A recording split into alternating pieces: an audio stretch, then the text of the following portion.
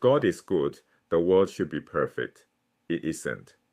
Plato was the first philosopher in the Western tradition to give that problem a systematic answer. In his strangest and most ambitious dialogue, the Timaeus, he describes a divine craftsman who builds the entire universe out of pure goodness and still can't get it right. The material resists perfection, and Plato believed that understanding this failure could save civilization itself. To understand Plato's answer, we need to see the problem he faced. Before Plato, Greek thinkers like Democritus explained nature through blind mechanism. Atoms colliding at random, no design, no purpose.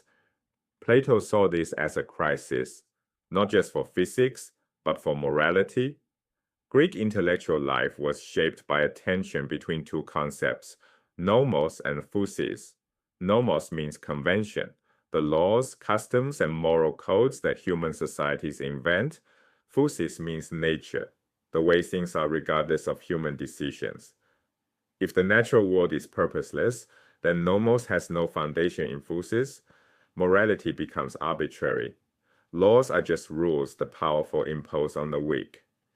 The sophists, Plato's great intellectual enemies, argued exactly this.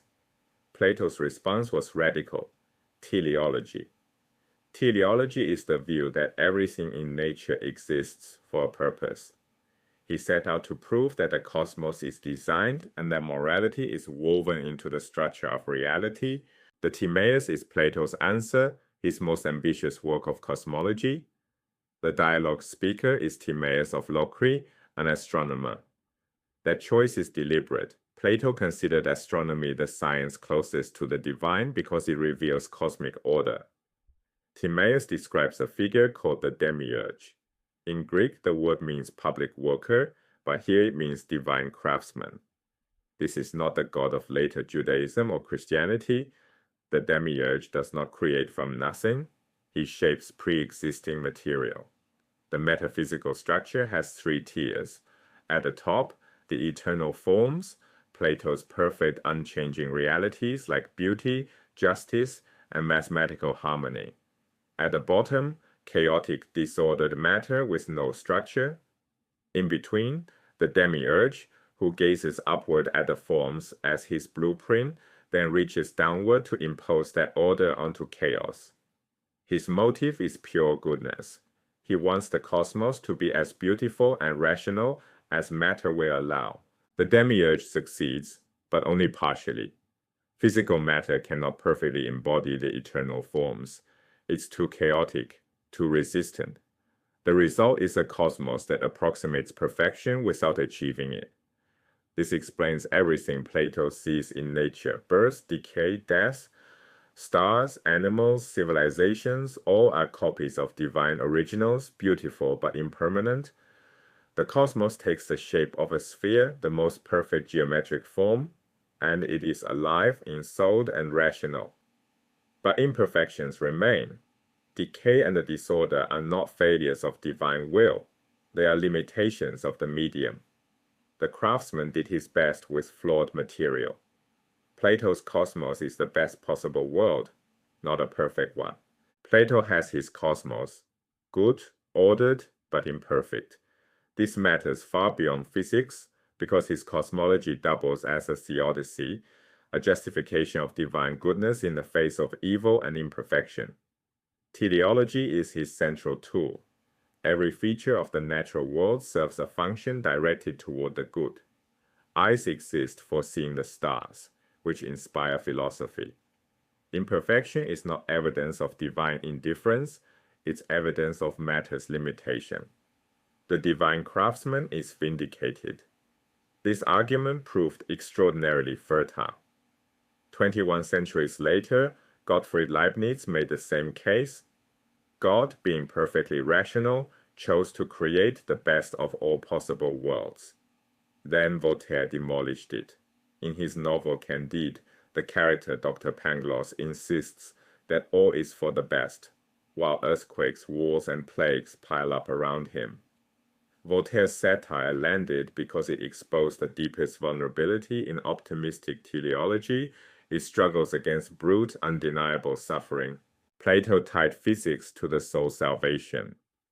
In another dialogue, the Phaedrus, he offers a striking image.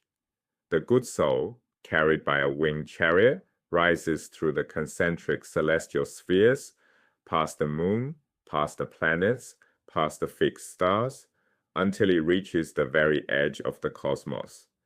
There, at the boundary of physical reality, it glimpses the eternal forms, beauty, justice, truth, existing beyond space and time. This is not just poetry. It captures Plato's conviction that the physical world points beyond itself to a higher reality. Astronomy matters because the heavens display the demiurge's rational design. Studying the stars trains the soul to recognize pattern, harmony, and a purpose, and to ascend toward the good. For all its brilliance, Plato's project carries an unresolved tension, one he may have recognized. The Timaeus was part of a planned trilogy. After describing divine creation, the next dialogue, the Critias, will portray an ideal Athens modeled on the Republic, a Golden Age civilization destroyed by catastrophe. Plato never finished it. The Critias breaks off mid-sentence. This matters. The incomplete dialogue leaves a visible gap between divine goodness in creation and the fallen state of human civilization. The demiurge made the best possible world, yet human societies descended into corruption and ruin. This echoes Hesiod's myths of declining ages, gold, silver, bronze, iron, each worse than the last. Plato could describe a well-ordered cosmos. He could not explain how that order collapses into human depravity. The Timaeus is the founding document of teleological physics in the West. Its influence runs through Neoplatonism, Christian theology, Islamic philosophy, and the entire tradition of natural theology. The claim that nature's design proves a designer. Plato's core argument that the cosmos is purposeful, that physics serves ethics, that nature grounds morality, shaped how civilizations understood the relationship between God, nature, and law for 2,000 years. But the deep tension at this project's heart never fully resolved. Grounding morality in an admittedly imperfect cosmos proved far harder than showing the cosmos was ordered. The unfinished Critias suggests that even Plato recognized the difficulty. The bridge from divine cosmic order to human moral order remained incomplete. Plato bet everything on purpose. The idea that the world is not a machine but a work of art, made by a good craftsman who wanted it to be beautiful. The material wouldn't cooperate. The story of the fallen city was never finished. 24 centuries later, the argument over whether nature has purpose or is merely mechanism remains one of philosophy's deepest unresolved questions.